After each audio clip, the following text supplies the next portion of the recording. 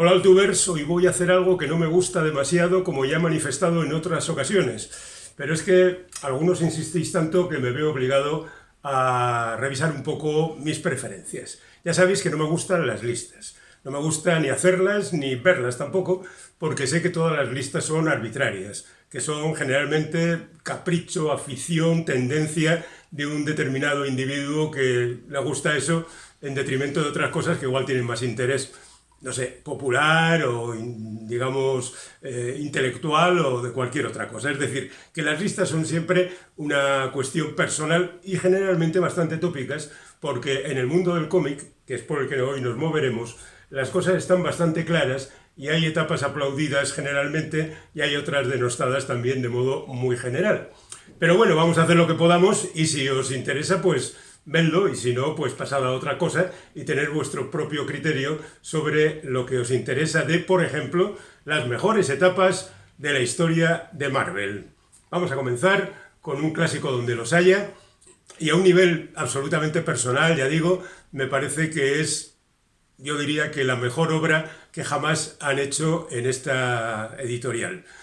Por supuesto, es una apreciación puramente personal, porque también coincide con un momento en que entre nosotros la Marvel estaba siendo muy mal editada y había pasado por Vértice y Surco con alteraciones de los formatos, un auténtico desastre. Y a partir del año 82 empiezan a aparecer ya publicaciones mucho más cercanas, todavía con alteraciones, pero cercanas al original, como decíamos. Y en este contexto aparecen etapas más o menos mediocres de los Cuatro Fantásticos, de Thor, de los Vengadores, y aparece una joyita que es Daredevil. Daredevil, en sus primeros números, está guionizado generalmente por Roger Mackenzie y dibujado por un Frank Miller al que no conocemos de nada en ese momento, pero que luego sabremos que ha hecho cosas variadas, siempre como dibujante. Ha trabajado con Claremont en una miniserie de Lobezno, Honor, y bueno, pues ha hecho diferentes apariciones en diferentes colecciones. Y aquí parece bastante establecido, hasta que de repente un buen día nos descubrimos leyendo una historia escrita y dibujada por Frank Miller que nos deja, ¡buah!, patas arriba. Y esa historia es Electra. Veréis, este es el número en el que apareció originalmente la historia, la etapa de Miller como autor completo dentro de Daredevil. Es el número 5 de la colección y, siguiendo la costumbre de la época, tenía cuaderno y medio y un formato algo más grande del habitual, porque decían que era lo que pedía el lector. Bueno, pues de repente estamos leyendo la historia de un tipo que se llama el Destructor o algo así, el Macero, fijaos. Y bueno, la primera historia, bastante vulgar, correcta, bien dibujada. No, bien dibujada no, Frank Miller dibuja fatal, pero narra de una manera verdaderamente asombrosa e indiscutible. Y nos lleva de aquí para allá con total tranquilidad. Y de repente nos encontramos con esta página donde empieza Electra y pone guión y dibujo de Frank Miller. Y ahí empieza la leyenda, porque después de esto aparecerán diferentes trabajos de este hombre, la mayor parte de ellos muy aplaudidos y otros verdaderamente malos. Yo voy a reconocer que me gusta más el Frank Miller que se dibuja a sí mismo que el Frank Miller que guioniza, por ejemplo, a David Mazzucchelli y hace obras como Born Again. Yo sé que Born Again para muchos es la obra cumbre, pero Born Again no existiría sin esta etapa inicial que va desde el número 168, perdón, al 191, donde aparece Electra, aparece, aunque es un personaje ya anterior, Kingpin, aparece Bullseye, aparece un montón de personajes que algunos son nuevos, otros son reciclados de la historia de Marvel, pero que tienen todos una nueva dimensión. En este, Ben Urich, por ejemplo, tiene un papel importante en esta etapa y es algo verdaderamente fascinante. Todavía me acuerdo muy bien del impacto del último 191, que era aquel número en que Daredevil juega la ruleta rusa consigo mismo ante un niño que ha sido víctima de las aventuras de los superhéroes. Y la verdad es que es una etapa verdaderamente fabulosa. Miller lo deja luego, vuelve circunstancialmente, incluso con aquel episodio dibujado por John Buscema que que tenía un personaje que no era Daredevil, pero se lo emplumaron cambiando la portada, y luego aparece Born Again, que ya confirma la leyenda. Y mientras tanto, él va haciendo otras cosas para DC. Por ejemplo, a mí me gusta mucho más El retorno del Señor de la Noche, que está dibujado por Miller y guionizado por él, que el Batman Año 1, que está también dibujado por Mazzucchelli. Es verdad que yo no soy muy aficionado a la línea clara, pero bueno, ahí dejamos las cosas. Y después, pues llegaría el resto de historias de Frank Miller, llegaría el 300, llegaría Sin City, llegaría esos trabajos variados que ha hecho, algunos interesantes, otros no tanto, pero yo creo que, sin duda alguna, esta etapa de Daredevil, que continuaría en este número y en otros muchos más, es lo mejor que ha publicado Marvel en toda su historia. Es una opinión.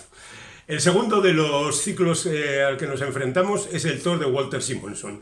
Walter Simonson también era dibujante y fundamentalmente ha trabajado como tal durante toda su historia. No tengo aquí ningún ejemplar de esa etapa porque no lo he encontrado. Simplemente lo he buscado, creía que sabía dónde estaba, pero no sé dónde estaba. O allí donde creía que estaba, no está. Esta es una etapa razonablemente corta, que va desde el número 337 al 382 y hace mucho por Thor, que por aquel entonces estaba en un momento muy bajo, elimina al Dr. Blake y a su enfermera y elimina el mundo de Midgard. Y se queda simplemente con lo mítico, con las grandes leyendas, y aparece Surtur, que es el gran enemigo de esa época, pero no quiere decir esto que tenga una gravedad especial las historias de Simonson, sino que también es muy divertido y también tiene momentos de gran regocijo, como cuando alguien convierte a Thor en una rana.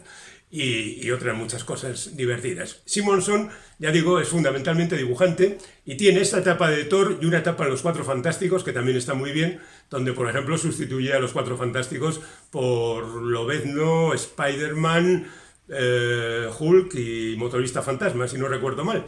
Y hay un departamento de vigilancia del tiempo y el espacio que él crea y que está muy bien. Lo curioso es que Simonson, supongo que aquí recibió la ayuda de su señora Louise Simonson, que es guionista de profesión, pero venía firmado por él y a él tenemos que adjudicarle el crédito de estas historias. Después de hacer estos dos tramos, se refugió en sus dibujos y se quedó tan tranquilo y no siguió haciendo absolutamente nada más. Bueno, algún número circunstancial, pero poco más. Pero esta etapa es tremendamente disfrutable, muy divertida, ya digo, y también con ese componente mítico que siempre tiene que acompañar a Thor, ¿no? Que al fin y al cabo es un dios, oye. Y con eso pasamos a los X-Men. Los X-Men, obviamente, voy a tomar la etapa de Chris Claremont y de John Byrne, aunque Claremont estuvo 16 años y Byrne estuvo muy poquito tiempo, pero bueno, como es el dibujante que más tiempo estuvo en la etapa de Claremont, más tiempo no, más representativo de la etapa de Claremont, entre otras cosas porque Byrne, que era un tío muy inquieto, intervenía también en los argumentos, añadía detalles en los guiones y bueno, en una entrevista que pude hacerle a Chris Claremont mucho tiempo después, le pregunté por esto, él no estaba, era reticente a contestarlo, pero terminó diciendo, bueno, dos gallos en el mismo corral, acaban las cosas como acaban.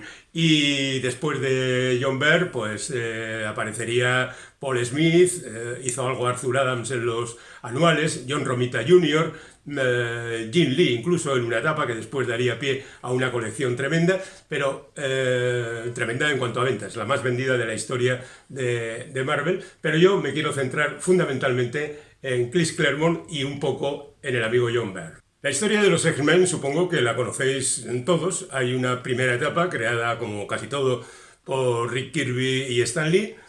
Esa etapa tiene 66 números, no va a ninguna parte, no tiene éxito, a pesar de tener, entre otros, a Neil Adams como dibujante en la última parte de esta etapa. Y es donde Roy Thomas toma el relevo de Stan Lee. La cosa no va bien, pero después de alimentarse durante un tiempo de reediciones, de repente en 1975 Len Wein lanza de nuevo a X-Men, o la Patrulla X, como la hemos conocido habitualmente, o Uncanny X-Men, que sería el título casi canónico que quedaría para esta colección, y lanza con una nueva formación, casi totalmente nueva, un super número gigante donde aparece la isla Krakoa y demás, oye, de repente funciona. Hay quien dice que es porque ahí está Lobezno, que es una de las nuevas aportaciones, que también era un personaje creado por Len Wein, en este caso en la serie de La Masa, ¿no? Consiguieron llamar la atención y se convirtió en un éxito, pero bueno, con el paso del tiempo la cosa fue muy poco tiempo. Len Wein no estaba muy contento con la serie, decidió abandonarla y se lo emplumaron a Chris Claremont, que venía de hacer Puño de Hierro y cosas por el estilo. Es verdad que al principio no toma las riendas de manera tremenda, pero con el paso del tiempo se va apoderando de los personajes, crean nuevos personajes como Kitty Pryde y otros muchos, y poco a poco la leyenda de los X-Men va creciendo y se convierte en un éxito de ventas, ya digo, hasta llegar a los años 90, en que con Jim Lee al frente la cosa se convierte en lo más vendido de la historia. Yo tengo las versiones de Classic X-Men, que es una historia curiosa que hicieron años más tarde. A cada número de esta colección le añadieron, dibujados por John Bolton, una serie de episodios guionizados por Chris Claremont que redondeaban o completaban hasta hacer un cuaderno de 30 páginas las historias que había contado originalmente. Este es el primer número en la serie X-Men que guionizó Claremont, y este es el primer número en el que apareció John Byrne en la historia de esta serie. Los dos juntos hicieron grandes cosas y la verdad es que merecen mucho la pena el leerlo. Quizás ha quedado un poco antigua. George Byrne, como decíamos, se marchó más tarde, empezó su etapa en Los Cuatro Fantásticos, de la que hablaremos inmediatamente, y se quedó Claremont al frente de toda la barraca, pero con el paso del tiempo y después de haber creado nuevas series, como por ejemplo Los Nuevos Mutantes, que acabaría siendo X-Force o Excalibur y algunas otras más, y creando miniseries a tutiplén, pues lo cierto es que también acabó por dejarlo. Claremont se pasó a DC con Sovereign Seven, que tampoco tuvo mucho éxito, y al final pues ahora dicen que va a volver de nuevo a los X-Men, por lo menos hacer una pequeña colaboración en algún aniversario. Pero recuperar estos números de los años 70, finales de los 70, 80, pues fijaos, el Fénix en que se convierte Jean Grey, la muerte de Fénix, los Sihar, yo que sé, toda una mitología verdaderamente interesante, muy bien contada y con números individuales que tenían un valor, como Los Sueños de Kitty Pryde o Las Aventuras de Rondador Nocturno como pirata de los Siete Mares, etcétera, etcétera. La verdad es que merece mucho la pena, pero decíamos que íbamos a hablar de Los Cuatro Fantásticos. John Byrne deja X-Men y después de otras cosas se enrolla con Los Cuatro Fantásticos. Los Cuatro Fantásticos, como sabéis, es la serie seminal de todo el universo Marvel, porque es la primera serie que crean Stan Lee y Frank Kirby Frank Kirby. Frank Kirby era un escritor, por cierto, estadounidense, pero se me ha ido un poco la olla. Frank Kirby organizan, a partir de Los Cuatro Fantásticos, toda la mitología de Marvel. Hay multitud de autores, de hecho Kirby también se marchó después de hacer 102 números, se marchó a la DC, creó el Nuevo Mundo. Esto es otra historia tremenda. Y Stan Lee también lo dejó, primero en manos de Roy Thomas, luego fueron pasando otros autores como Gerry Conway o Mark Waldman, y en cuanto a dibujantes, pues estuvo Romita Senior, estuvo John Buscema bastante tiempo, un primitivo George Pérez al que volveremos más adelante, y así siguió la historia de Los Cuatro Fantásticos. Pero aquí aparece de repente John Byrne, que dice que él tiene ideas y que quiere guionizar y dibujar Los Cuatro Fantásticos. Este es el primero de los números donde John Byrne interviene. Ya había dibujado algunos, pero aquí aparece como autor completo. Y la verdad es que el resultado es espectacular. Digámoslo ya, Byrne es un dibujante muy estándar, muy previsible. No te sorprende y casi siempre se imita a sí mismo. Pero como guionista, la verdad es que es un tío muy creativo y además con una dimensión narrativa que está muy ajustada a los cuadernos de 20 páginas. En cada uno de ellos, si no se hace una historia completa, pues se da un avance sustancial a lo que se está contando y hay mucho tema en cada una de esas historias. Y así los Cuatro Fantásticos pues intervienen en asuntos cósmicos, acaban en la zona negativa continuamente, persiguiendo a Nihilus y peleándose con algunos personajes típicos de su trayectoria, pero también con algunos personajes que ha creado el propio Byrne para hacer esto. Su etapa, ya digo, es verdaderamente fructífera y se alarga durante pues, 200 y pico números, o sea, empieza en el 209 y termina en el 295, o sea, casi 100 números. Es verdad que a veces también ejerce solo de guionista, sobre todo al final de la etapa, pero yo diría que es verdaderamente interesante esta etapa. Y fijaos en esta portada, que es una de las primeras, donde parodiando, rindiendo homenaje al número 1 de los Cuatro Fantásticos, aparecen los Cuatro Fantásticos y el propio John Byrne sustituyendo al monstruo que lanzaba contra la humanidad el Hombre Topo. ¿Veis? Bueno, pues todavía aquí seguíamos con esto de vamos a poner TVO y medio en cada uno de los números que publicaba por aquel entonces Planeta. Bueno, dicho esto, nos vamos con otro ejemplo, siguiendo esta misma línea. Bueno, la línea de los X-Men, porque nos vamos con Peter David. Peter David fue un tipo que trabajó en el departamento de ventas de Marvel, pero él lo que quería era guionizar. Y un día le dejaron y hizo varios episodios dentro del arco La muerte de Jan de Wolf en Spider-Man. Y lo cierto es que gustó mucho y le dieron más trabajo y se convirtió en un creador verdaderamente interesante. Y ha trabajado muchísimo. Quien más, quien menos dirá que la etapa en Hulk fue lo más importante que hizo. Y yo podría estar de acuerdo. Pero también os digo una cosa, y es que Hulk ha sido siempre un personaje que a mí no me ha convencido demasiado. Así que me voy a quedar, porque me parece además mejor, con la etapa en X-Factor. X-Factor Investigaciones. X-Factor es una de las series, bueno, en principio era la serie que recogía a los componentes originales de X-Men y los hacía vivir nuevas aventuras. Pero luego fue evolucionando hasta acabar en X-Factor Investigation, donde hay una agencia de detectives que dirige Jamie Madrox, el hombre múltiple, y aparecen un montón de personajes generalmente secundarios. Y con estos secundarios, el bueno de Peter David levanta una enorme obra interesantísima, variada, siempre divertida, siempre agobiante, porque la verdad es que tiene a pesar de su humor, tiene un componente dramático muy intenso, y la verdad es que esos 114 números son una auténtica joya. Y a pesar de que los dibujantes, aunque mantienen una cierta estética, los dibujantes algunos van cambiando y entre 2008 y 2013 están estos 114 números. Luego habrá otra etapa de 20 números posterior que no contó con el favor del público, a pesar de ser excelente, pero bueno, ¿qué le vamos a hacer? Por su parte, Peter David ha seguido trabajando en cantidad de cosas, acordaos del Capitán Marvel, o de Hulk, Futuro Imperfecto, o de Supergirl y Aquaman en DC, o Star Trek, serie televisiva a la que era muy aficionado, y murió recientemente. Cuentan que debido a los recortes en sanidad del gobierno de Trump.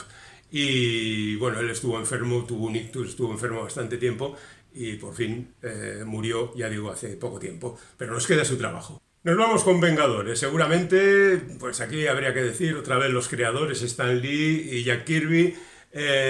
Por otra parte, tenemos etapas de diferentes Roger Stern, Steve Engelhardt, etcétera, etcétera, durante mucho tiempo. Pero a mí siempre me ha parecido que Los Vengadores era una serie muy floja, que vendía gracias a que tenía a un montón de personajes famosos y eso hace vender. Pero me encuentro de repente con la etapa de Kurt Busiek y George Pérez, a caballo entre los dos siglos, entre 1998 y 2002, y me parece que es una serie muy interesante. Por una parte está Kurt Busiek, que es un guionista muy cumplidor, que quizá no sea superestrella, quizá no sea maravillosamente creativo, pero es un tipo que se trabaja bastante bien la dinámica de los grupos y también, bueno, basta recordar sus Thunderbolts, por ejemplo, y estos Vengadores.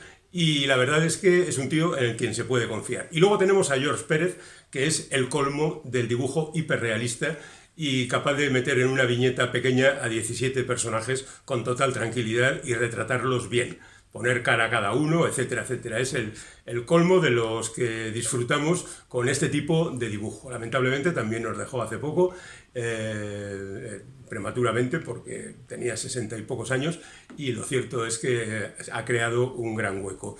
Es un tipo que además también guionizó en su momento a Wonder Woman, por ejemplo, ha hecho la Liga de la Justicia, ha hecho yo que sé cuántas cosas, y todo bien. A pesar de que al principio era muy seguidor de Kirby, supo encontrar su verdadera personalidad. Y con Busiek exactamente lo mismo. Empezó con Marvels, aquella historia hiperrealista de los superhéroes vistos a través de un ser humano normal, y después fue creando diferentes cosas, siempre con cierto nivel, ¿no? Y bueno, Los Vengadores, la verdad es que en esta etapa, aunque Pérez lo dejó en el año 2000, a mitad de la etapa aproximadamente, es una etapa muy, muy disfrutable. Lo mismo podríamos decir de la etapa de Bendis, pero no quiero meterme ahí demasiado, porque a mí Bendis, Brian Michael Bendis, me gusta. Y tengo que decir que he disfrutado casi siempre, a pesar de, por ejemplo, ser el máximo representante de la narración lenta, del descompressive storytelling, que a mí no me convence demasiado. Y a pesar de tener esos diálogos larguísimos que en ocasiones se pasan de rodada y acaban siendo repetitivos y pesados. Pero me parece que Bendis es un tipo que tiene ideas, que sabe plasmarlas y que desde luego es bastante entusiasta. Y quiero reconocer también sus errores. A veces se olvida de las cosas que hace y no aclara puntos, deja hilos sueltos, y es un auténtico desastre cuando trabaja con grupos, porque ya digo que muchas veces se olvida de algunos personajes que estaban por ahí y de repente ya no se sabe qué pasa con ellos. Pero en líneas generales a mí Bendis me parece que es la representación del guionista de finales del siglo XX, principios del siglo XXI. Y he elegido para representarlo la que me parece su serie más aplaudida y también la que más me gusta, que es Alias, que tuvo la mala suerte de coincidir en su momento con la serie televisiva Alias, con la que no tenía nada que ver, y bueno, pues hubo ahí un pequeño jaleo. Pero esta Alias, que en realidad es una superheroína llamada Joya, que ejerce de civil y que está ahí trabajando su condumio diario, ejerciendo de detective privado, como Jessica Jones, que es su nombre, se casa con Luke Cage y tienen un hijo y vive diferentes aventuras. Esta es la historia perfecta para Bendis, que es un seguidor de la serie negra y que le gusta mucho este tipo de cosas, y que la verdad está muy bien dibujada por un tipo nada espectacular, pero muy efectivo, un tal Gaidos, del que no sé más historias posteriores. He visto algunas cosas, pero no demasiadas, y la verdad es que está muy bien y a mí me gusta mucho esta serie. Siguiendo por esa línea, casi deberíamos caer ahora en Ed Brubaker, con el que trabajó en la etapa posterior a la de Bendis en Daredevil, y que es una etapa verdaderamente interesante y que está muy bien. Pero aquí me voy a fijar fundamentalmente en el Capitán América, en esa etapa que hizo entre 2005 y 2015, que es una serie bastante larga y en la que, entre otras cosas, pues mató al Capitán América. Por supuesto, el Capitán América revivió de nuevo para vivir nuevas aventuras, pero digamos que hizo un trabajo muy serio en cuanto a decodificar un poco al Capitán América, convirtiéndolo en otra cosa, y además tenía la ayuda de algunos dibujantes que estaban muy bien, como Steve Epting o Mike Perkins. El bueno del Brubaker, bueno, pues a mí me llamó la atención en la etapa en Detective Comics, en la etapa en que Greg Rucka estaba en Batman. Brubaker estaba en Detective Comics, todo el mundo decía que la de Rucka muy bien, a mí me pareció mejor la de Brubaker, pero bueno, es cuestión de gustos. Luego hizo Gotham Central, también con Rucka, y después ha acabado, además de hacer Sleeper, Catwoman, Daredevil que decíamos, ha acabado con Sean Phillips haciendo esas series tan famosas como son Criminal, Incógnito, Fatale y yo que sé, Reckless y yo que sé cuántas cosas, que ya están un poquito en decadencia, pero que están bien. No obstante, yo, como detalle, me quedaría con el Capitán América.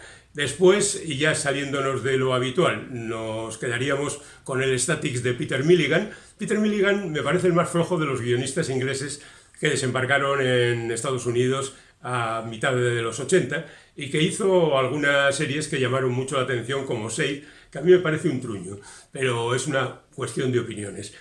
Sin embargo, Statics es una serie que a mí me gustó bastante. Viene de X-Force, aquella serie que en su momento adoptó Lovell, convirtiendo los Nuevos Mutantes en una serie de supercachas llenos de armas tremendas que disparaban muchos cañonazos.